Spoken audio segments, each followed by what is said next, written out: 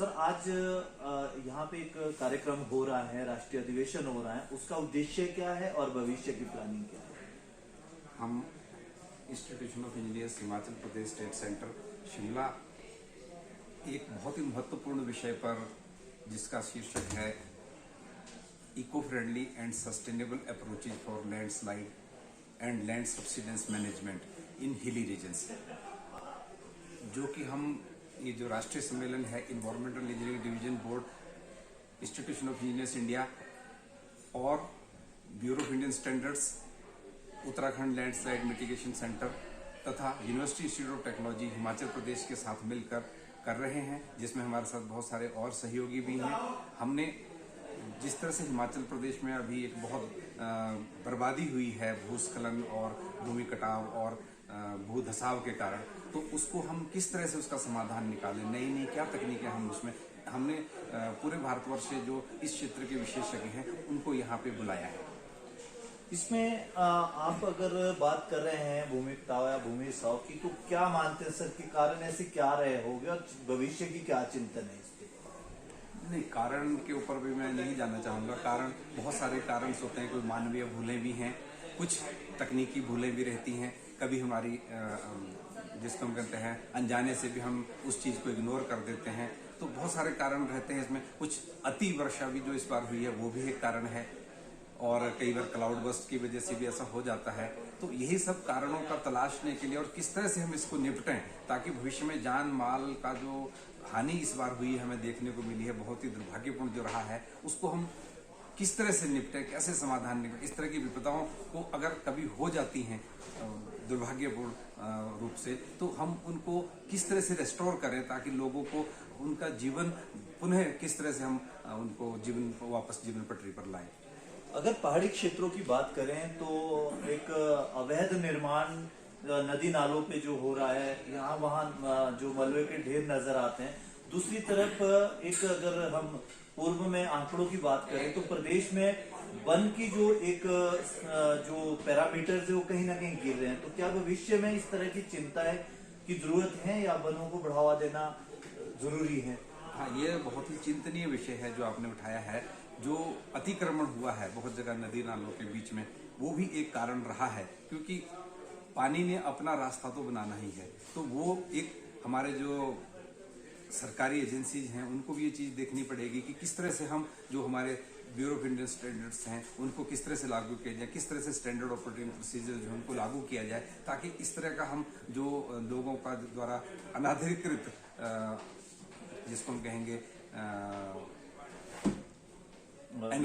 Encroachment हो जाता है, उसको हम किस तरह से हम रोकें। तो ये हमें रोकना ही पड़ेगा। और दूसरा आपने क्या पूछा था? और दूसरा मेरा क्वेश्चन दूसरा ये था कि जिस तरह से घटते वन हैं वो भी एक चिंताजनक विषय है और कहीं ना कहीं वनों का घटना भी एक लैंडस्लाइडिंग का कारण बन सकता है।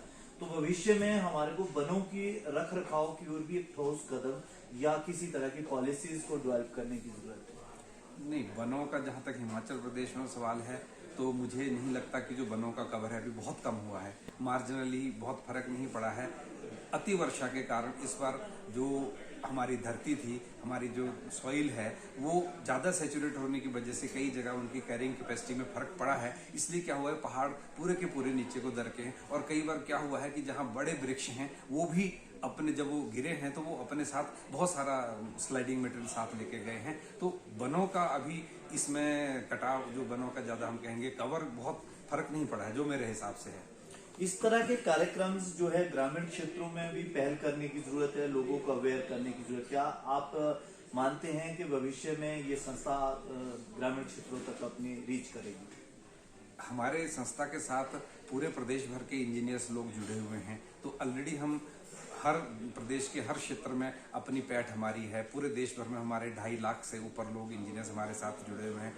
8 लाख करीब हमारे स्टूडेंट बेस है। तो हमें सेपरेटली उनके साथ जाने की जरूरत नहीं पड़ती है। हम क्योंकि हमारे पास पूरे भारतवर्ष से पूरे प्रदेश से हर क्षेत्र से इंजीनियर जुड़ा हुआ है, तो हम ऑलरेडी हर व्यक्ति को मैसेज दे रहे हैं। क्योंकि अभी हमारे पास यहाँ देखिए PWD से 72 इंजीनियर्स आए हैं, अर्बन डेवलपमेंट से हमारे पास 15 लोग आए हैं, म्यूनिसिपल कॉर्पोरेशन से, हाउसिंग बोर्ड से हमारे पास आ रखे हैं, और यूनिवर्सिटी से आ रखे हैं, जेपी यूनिवर्सिटी से आ रखे हैं, एचपी यूनिवर्सिटी से आ रखे हैं, और हमारे पास यंग इंजीनियर्स ऑल इंडिया से आए हैं, एमिनेंट इंजीनियर्स आए हैं। तो हम हर तरफ कोशिश कर रहे हैं कि इस तरफ डायरेक्शन में हम काम करें।